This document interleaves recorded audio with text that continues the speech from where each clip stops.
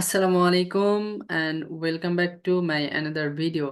আজকের video topic হচ্ছে question making with be verb, অর্থাৎ আমরা বি ভার্ব দিয়ে কোয়েশ্চেন মেক করব।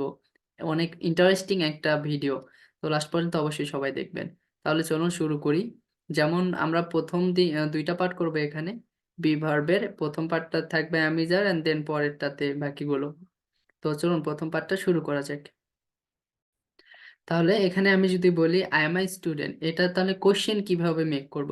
আমরা জাস্ট অ্যামটাকে আগে দিব এবং যে এরপরে যে আইটা ওইটা মানে সাবজেক্টটা ওইটা পড়ে যাবে। যেমন আমি যদি বলি আই এম আই স্টুডেন্ট, তাহলে এখানে কোশ্চেন করতে হলে বলতে হবে এম আই স্টুডেন্ট, আমি কি ছাত্র? আমি যদি ইউ দিয়ে বলি এখানে, তাহলে বলবো আর ইউ আই স্টুডেন্ট, তুমি কি একজন ছাত্র?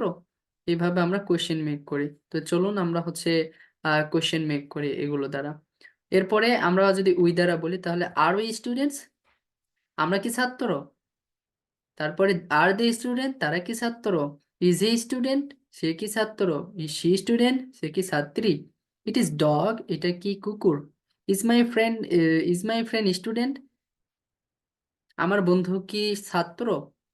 তো এখন আমরা এগুলোর উত্তর কিভাবে দেবো? যদি আমি বলি যে আই এম এ স্টুডেন্ট, তাহলে এটার কোনো উত্তর হয়ে যায়। তাহলে প্রশ্নটা কি হবে? Are you a student? Yes I am a student. আর যদি না বোধক হয়, তাহলে no I am not I student. Simple. এরপরে সেম ভাবে are we student? Yes we are all student. এখানে অল না বললেও চলবে, এখানে জাস্ট আমরা বলবো উই আর স্টুডেন্টস। এরপরে হচ্ছে আর দে স্টুডেন্ট, তারা কি ছাত্র? ইয়েস দে আর স্টুডেন্টস। আর না বোধক হলে নো দে আর স্টুডেন্টস।